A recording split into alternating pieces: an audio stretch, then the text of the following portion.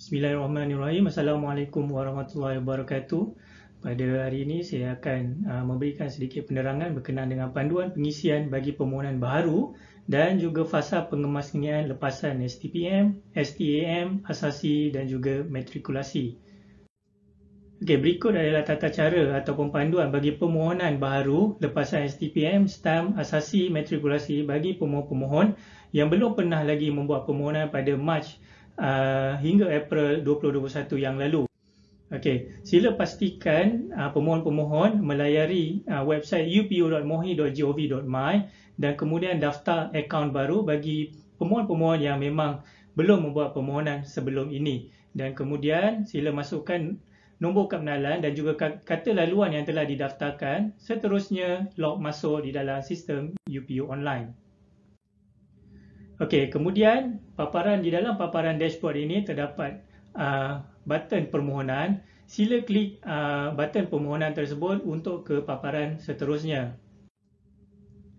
Okey, pastikan di dalam paparan permohonan, pemohon-pemohon kemaskini nombor kad pengenalan yang didaftarkan semasa peperiksaan STPM, STAM, asasi ataupun juga matrikulasi yang lalu.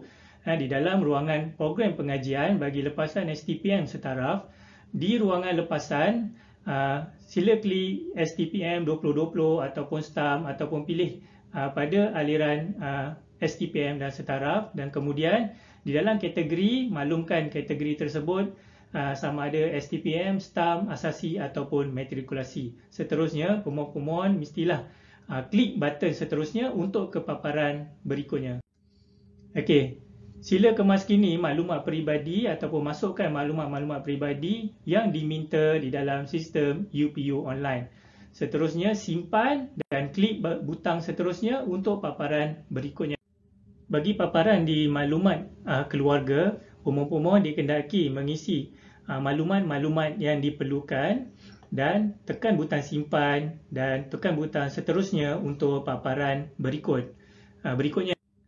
Paparan berikutnya menunjukkan calon-calon perlu mengemaskini ataupun memasukkan perkara-perkara berkenaan dengan peperiksaan SPM yang mana perlu meletakkan tahun peperiksaan SPM diambil dan juga angka giliran, serta memasukkan juga markah-markah SPM berdasarkan kepada keputusan SPM pemohon-pemohon sebelum ini. Okey, bagi ruangan jika ada peperiksaan tambahan ataupun kertas Julai, okey, calon-calon dikendaki mengemaskini juga maklumat tersebut bagi perhatian pihak UPU. Dan juga jika dilihat kepada ruang STPM, sila pastikan tahun dan juga angka giliran STPM pemohon-pemohon adalah betul. Seterusnya, klik butang simpan dan klik butang seterusnya untuk paparan berikutnya. Paparan berikutnya ialah berkenaan dengan maklumat pilihan yang mana calon wajib mengisi 6 pilihan. Walau bagaimanapun, calon digalakkan untuk mengisi kesemua pilihan yang ada, iaitu 12. Okey, calon dinasihatkan untuk semak kelayakan program di e-panduan sebelum mengemukakan permohonan melalui pautan yang diberikan. Okey, hanya program yang melepasi syarat kemasukan saja yang disenaraikan. Okey, jadi daripada 12 pilihan ini, calon-calon boleh membuat apa-apa saja pilihan berdasarkan keputusan calon-calon ataupun pemohon selain ataupun kecuali daripada program bertemu duga dan atau ujian. Okey, kemudian klik butang simpan dan klik butang seterusnya untuk paparan berikutnya.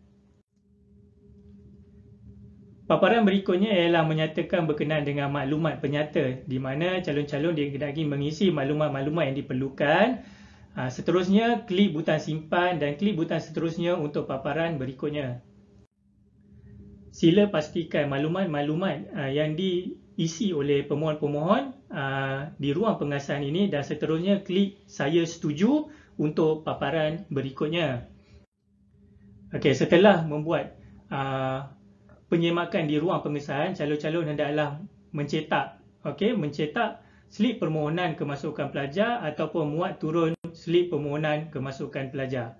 Okey, terima kasih. Berikut adalah panduan bagi fasa pengemasnian lepasan STPM, STAM, asasi dan juga matrikulasi yang mana pemohon-pemohon telah membuat permohonan semasa fasa permohonan pada Mac hingga April 2021 yang lalu. Okey, calon-calon ataupun pemohon-pemohon dikehendaki masukkan nombor kad pengenalan dan juga kata laluan seterusnya login di portal ataupun laman web upu.mohi.gov.my. Okey, pada paparan dashboard, calon-calon ataupun pemohon-pemohon dikehendaki menekan butang kemas kini yang berada di kiri paparan. Pada paparan kemas kini ini, sila pastikan nombor kad pengenalan ataupun MyKad pemohon adalah betul dan juga program pengajian bagi lepasan STPN dan setaraf. Seterusnya, tekan butang seterusnya untuk paparan berikut.